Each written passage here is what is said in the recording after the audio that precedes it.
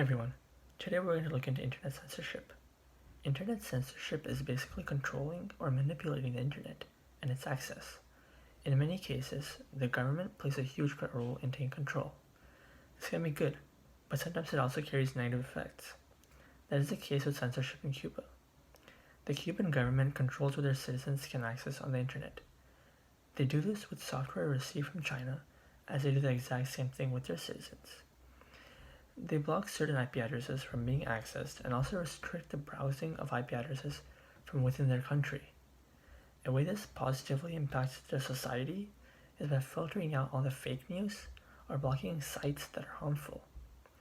This overall can make the web a safer place for Cubans, but there are also negative effects to this.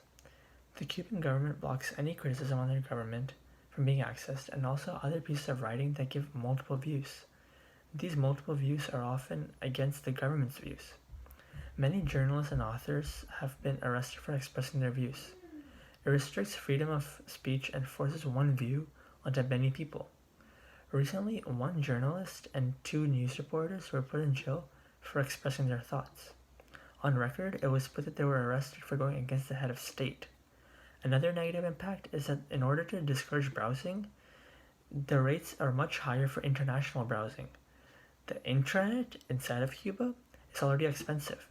Most people cannot afford it. The international net almost costs twice as much, and only a small amount of people can access this for a small amount of time. I believe that internet censorship in Cuba should be eased upon, since it severely restricts the citizens from the good side of the internet.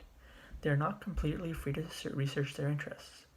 It would also make the country a better place by allowing freedom of speech and taking multiple views into account.